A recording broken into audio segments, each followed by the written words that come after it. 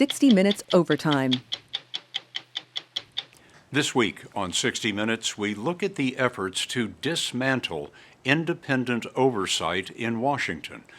The Trump administration says it's rooting out waste, fraud, and abuse in government, but they've gotten rid of the people whose jobs were to do exactly that, including the inspectors general.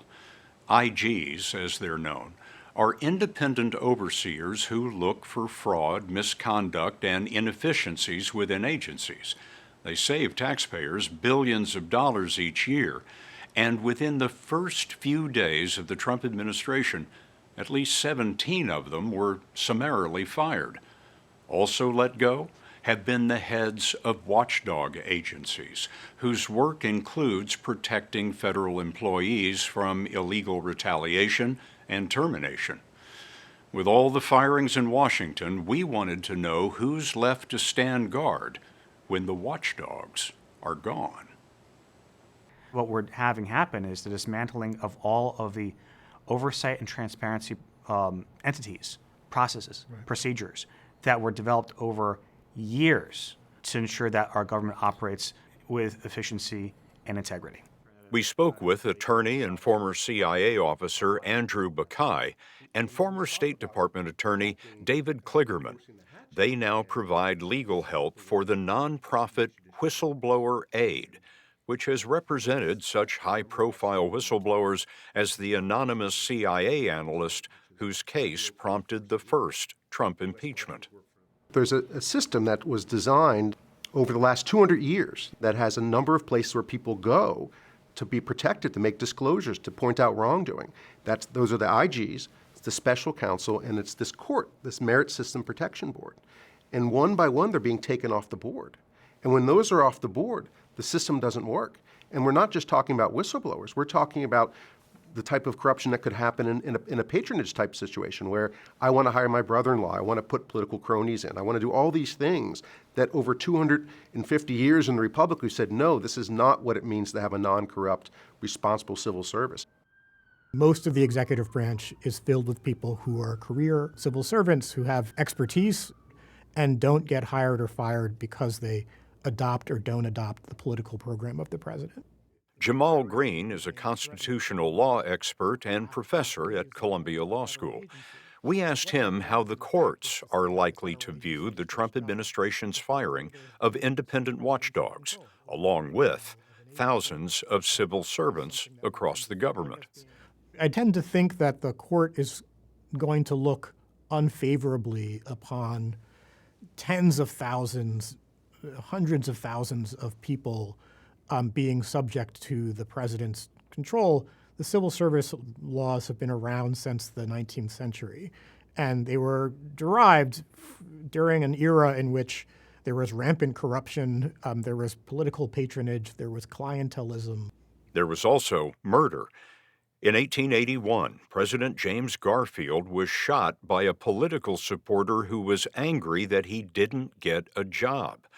After that, Congress ended the spoils system that had dominated federal hiring. In its place came the civil service, the civilian workforce where federal employees are hired based on merit rather than political affiliation.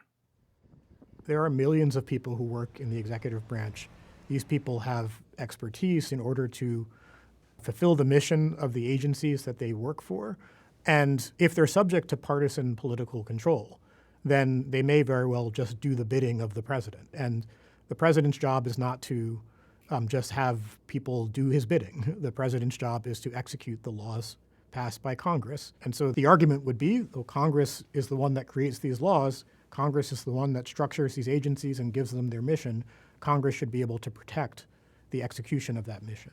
With the attempt to fire tens of thousands of federal employees, is the president on solid legal ground? Well, by firing tens of thousands of employees, the president is almost certainly violating federal laws.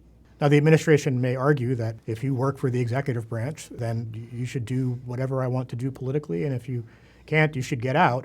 That's really never been the way that we've understood the power of Congress. Ordinarily, fired civil servants would be able to appeal their cases to some of the watchdog offices that protect the rights of workers. But many of those officials have been fired too.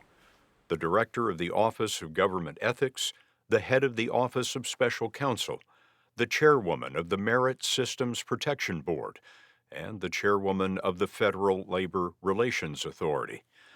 President Trump has named Douglas Collins, the newly confirmed Secretary of Veterans Affairs, as the interim head of the Office of Government Ethics and may also make him interim head of the Office of Special Counsel.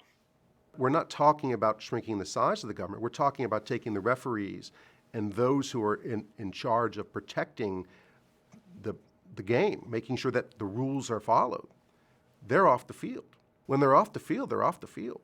And we don't know what's going to happen when that happens, and that's why people should care. The nation's first official overseer was installed during the Revolutionary War when General Washington tapped Baron von Steuben as Inspector General to keep an eye on the Continental Army. Today, his statue stands in Lafayette Square, across from the White House, a reminder of the importance of independent watchdogs.